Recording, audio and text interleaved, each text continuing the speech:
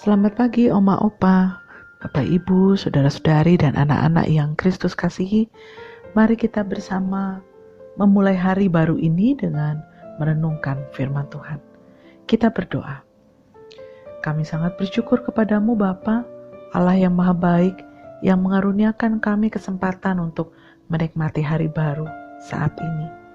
Biarlah kami boleh memuliakan Engkau sepanjang hari ini.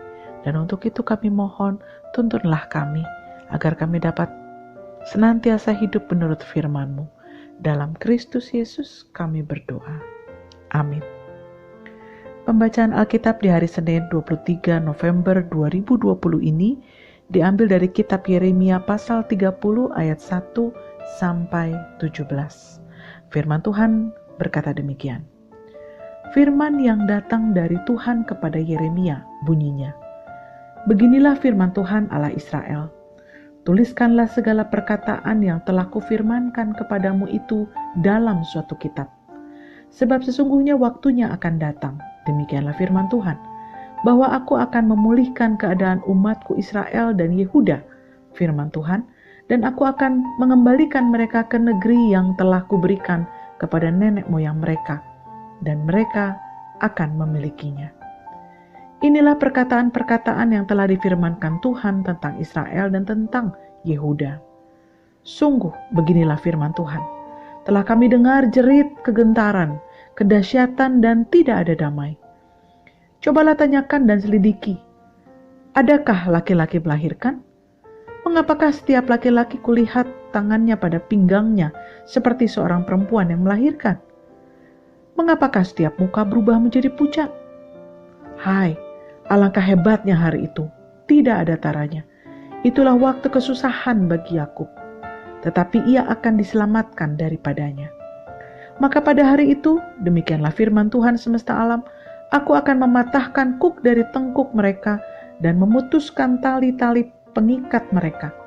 Dan mereka tidak akan mengabdi lagi kepada orang-orang asing.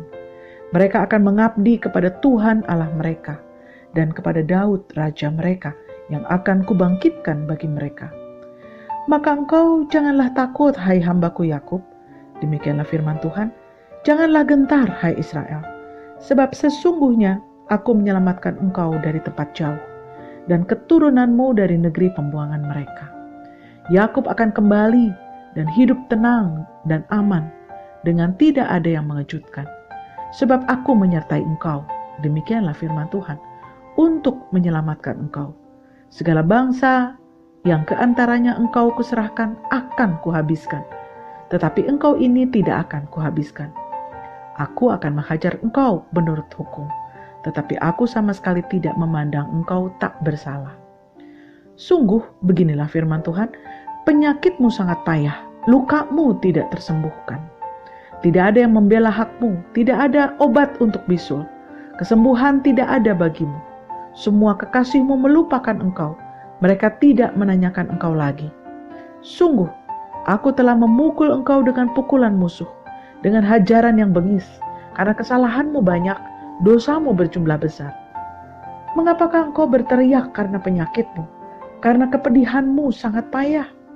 Karena kesalahanmu banyak, dosamu berjumlah besar.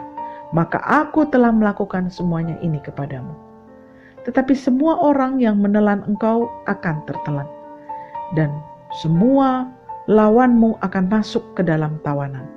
Orang-orang yang merampok engkau akan menjadi rampokan, dan semua orang yang menjarah engkau akan kubuat menjadi jarahan. Sebab aku akan mendatangkan kesembuhan bagimu, aku akan mengobati luka-lukamu, demikianlah firman Tuhan. Sebab mereka telah menyebutkan engkau orang buangan, yakni sisa yang tiada seorang pun menanyakannya. Oma Opa, Bapak Ibu, Saudara-saudari dan anak-anak yang Kristus kasihi, demikian pembacaan Alkitab. Berbahagia setiap kita yang mendengar firman Tuhan dan memelihara dalam hidup kita setiap hari. Oma Opa, Bapak Ibu, Saudara-saudari dan anak-anak yang Tuhan kasihi, orang yang sakit tentu ingin sembuh dan sehat. Orang di tengah peperangan ingin kedamaian. Orang yang mengalami bencana musibah ingin kondisinya baik seperti sedia kala. Apa kesamaan dari orang-orang tersebut? Semua orang sama-sama merindukan pemulihan. Semuanya memiliki harapan agar terjadi perubahan kondisi dari yang kacau, tidak menyenangkan, menjadi kondisi yang terkendali dan membuat hati damai. Bukankah itu juga yang kita damba saat ini? Berharap kondisi pandemi COVID-19 ini segera berpulih. Kita yang terdampak akibat COVID-19 dapat kembali menjalani hidup seperti sedia kala. Nah, bangsa Israel dalam pembacaan kita di tengah pembuangan dengan segala derita dan kesedihannya menanti pemulihan pertolongan Allah.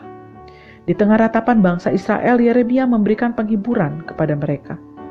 Melalui Yeremia, bangsa Israel yang berdosa diberikan janji pemulihan bahwa Allah akan menyelamatkan, menyembuhkan, dan memulihkan kembali Israel. Penderitaan mereka akan berakhir. Tuhan akan mengakhiri pembuangan mereka dan membebaskan mereka dari Babel. Artinya, mereka tidak akan hidup lagi sebagai budak yang mengabdi kepada bangsa asing, tetapi mereka akan kembali mengabdi kepada Allah di negeri mereka sendiri. Berita pemulihan ini menjadi berita kelegaan bagi Israel. Nah, jalan hidup manusia memang tidak selalu mulus. Ada kalanya manusia menemukan jalan berbatu, mengalami sakit, celaka, gagal, dan jatuh. Yakinlah pada pertolongan Allah, bahwa Ia mampu memulihkan kondisi kita semua. Allah tidak akan membiarkan kita berjuang sendiri di tengah masa pandemi ini. Setiap air mata dan ratapan kita saat ini akan digantikannya dengan sukacita dan tari-tarian. Mari kita berdoa. Bapa di dalam surga, Engkau melihat penderitaan kami di tengah pandemi COVID-19 yang belum berakhir ini. Kami memohon, sama seperti Kau memulihkan bangsa Israel, pulihkanlah segala kondisi yang tidak baik yang kami alami saat ini.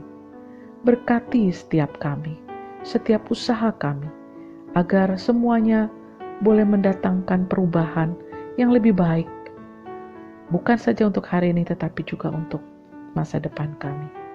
Kami berserah kepadamu ya Allah. Kiranya Tuhan berkenan menuntun kami hari ini dan untuk selama-lamanya. Dalam Kristus Yesus kami berdoa. Amin.